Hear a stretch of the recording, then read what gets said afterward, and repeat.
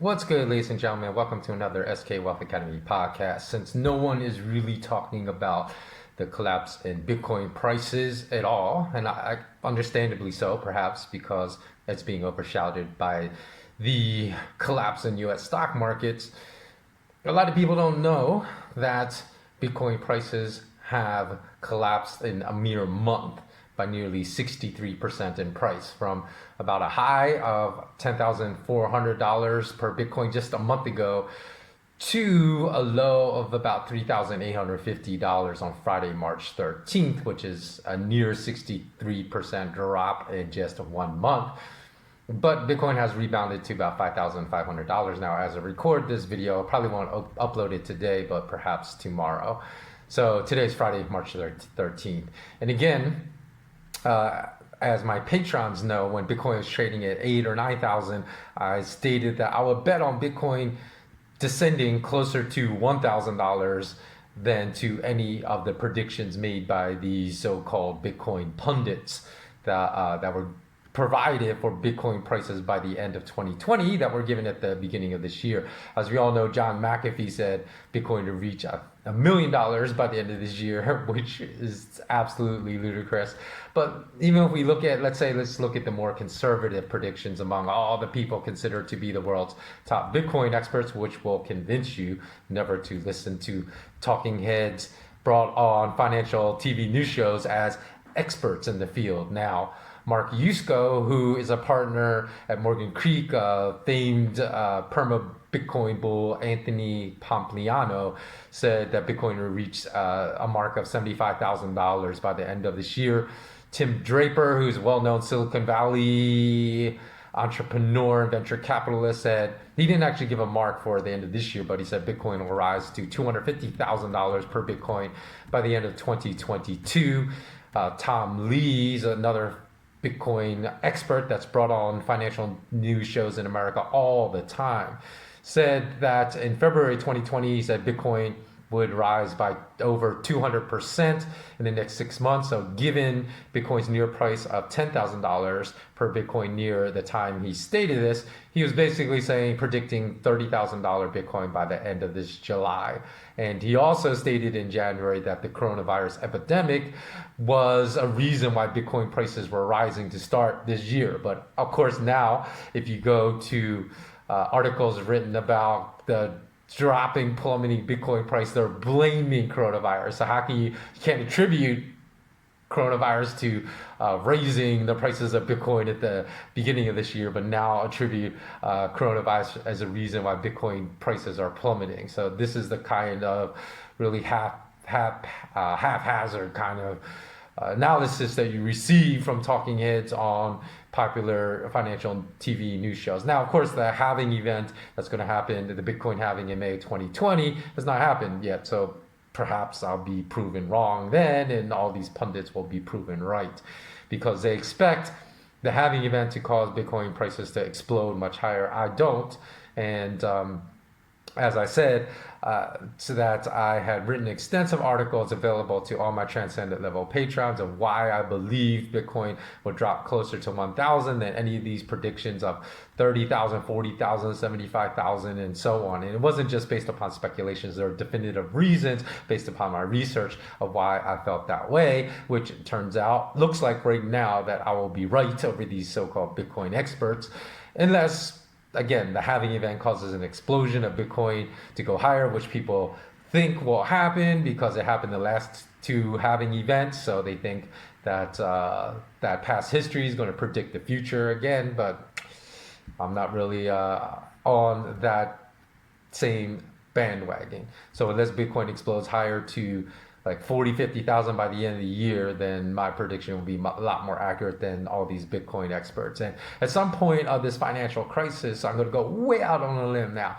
I actually believe that gold will reclaim its status as king and surpass the Bitcoin price. Now, if this happens, actually, this would not be a good thing because this will mean that almost total collapse of the global monetary system, although it's a fraudulent Ponzi scheme kind of system, will be upon us. So that's one reason why I say I wouldn't necessarily want that to happen, though I think there's a good probability it may, because that is going to mean total collapse of the global financial fiat currency fractional reserve banking system. I've been working on some research lately, which I think there is an undisclosed reason. I haven't heard anyone else in the entire world talk about this monster in the closet of why the central banking cartel, including the Exchange Stabilization Fund, the ESF, the BIS, Bank for International Settlements, the BOE, Bank of England, U.S. Central Bank, utilize gold swaps, gold forwards, gold futures, and have worked so relentlessly in these gold derivative markets to tirelessly suppress the price of gold. So I'm not quite ready to reveal this monster in the closet,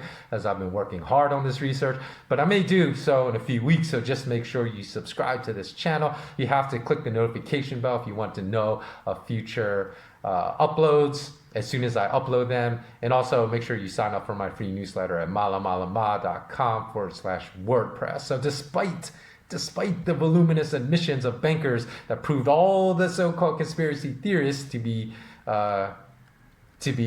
really disseminating conspiracy fact, because we had numerous admissions of bankers from Barclays Bank, JP Morgan, Chase Bank, Deutsche Bank, and leaked documents from emails between bankers. I also revealed United Bank of Switzerland and Bank of Nova Scotia bankers were regularly participating in schemes to slam gold and silver prices and futures and derivative markets. So despite this emission, you may think, oh, the embarrassment of these emissions is going to really either stop future gold and silver price manipulation on behalf of these bankers because they've been found guilty, had to admit guilt in court, and or at a minimum at least cause these suppression schemes to ease up considerably. That has not happened, and I'm telling you the reason.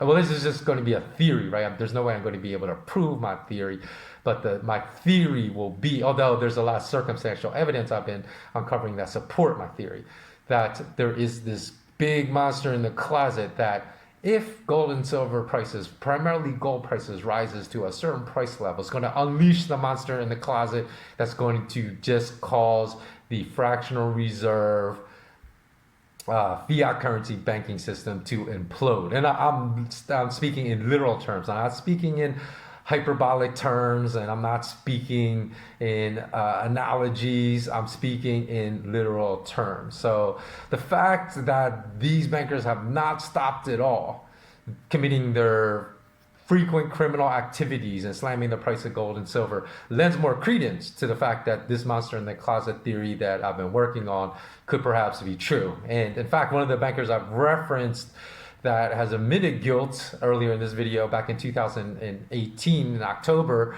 John Edmonds of JP Morgan Bank, is now approaching 18 months in jail, in which he has not been sentenced yet to prison, even though he's admitted guilt in slamming and manipulating gold prices for JP Morgan. And apparently the reason he spent 18 months in jail and hasn't gone to prison yet is because he's been squealing like a pig trying to reduce his own prison sentence. So he's been absolutely snitch on other bankers, and it has been speculated that he's actually offering up details on the very mechanisms used by JP Morgan and other bank traders in the gold derivatives markets that they use to slam gold prices. So Edmund understands what I think he understands, which is what would trigger this monster in the closet from coming out and destroying the fiat currency banking system. If he keeps talking and he reveals this, then he is basically just writing his own future suicide into concrete right now. So for now, I'll tell you of another disaster that was nearly avoided just this past week, but that will, in my opinion, still likely happen in the coming months. So if you want to know what this one is, then just sign up to my free newsletter at malamalama.com/WordPress. And again, that's spelled MAALAMALAMA, exactly how it sounds, .com/WordPress. The last thing I want to end this video is if you're unfortunate enough, because of my prior two videos were about the facts versus the disinformation about coronavirus and its spread to America, is that one thing that you may want to consider if you unfortunately contract the disease is fasting, and fasting for 2 or 3 days. Because what happens, we've all heard that saying that, oh, you must eat something, especially, from our mothers, right? When we were children and we were sick, you have to eat something. But that's actually bad advice, because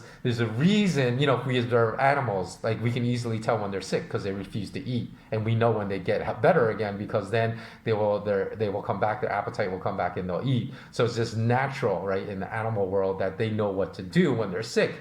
And for years and years, people didn't understand, right? And that when we're really sick, we don't feel like eating. We shouldn't let, when we're children, we shouldn't let our moms convince us to, oh, you need to eat, because there's a reason why we react in this way.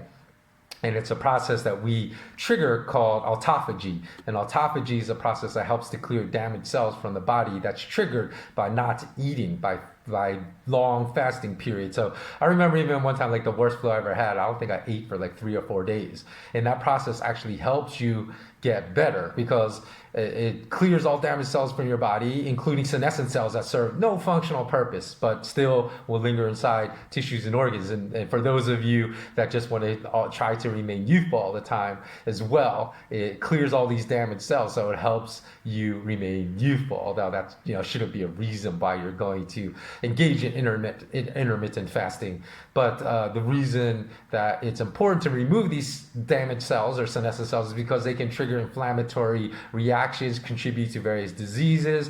Fasting basically triggers repair and regeneration of damaged cells, and it protects the nervous system. The process of autophagy protects the nervous system, encourages growth of brain and nerve cells, and actually has been shown to improve cognitive function. So if you want to become smarter and not fall victim to all the disinformation we receive all the time from politicians and bankers, then intermittent fasting will actually help improve your cognitive function.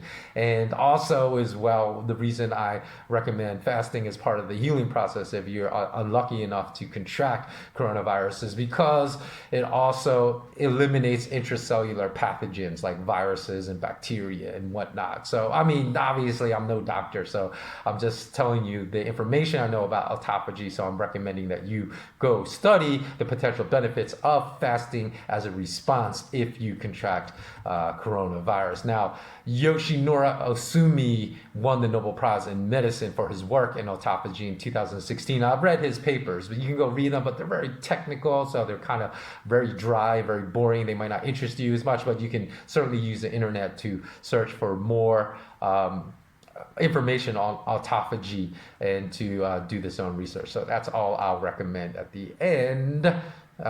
Just be aware of the really healing, regenerative processes of fasting as a response to being sick. Okay, so that about wraps it up. As always, remain intensely curious. Thanks to all my patrons. If you're interested in receiving 2 Patreon-only podcasts per month as well as weekly videos, please do become a Transcendent Level patron. Go visit the link at patreon.com/SK Wealth Academy. And as always, remain intensely curious. Until next time, do more of what makes you happy. Take care.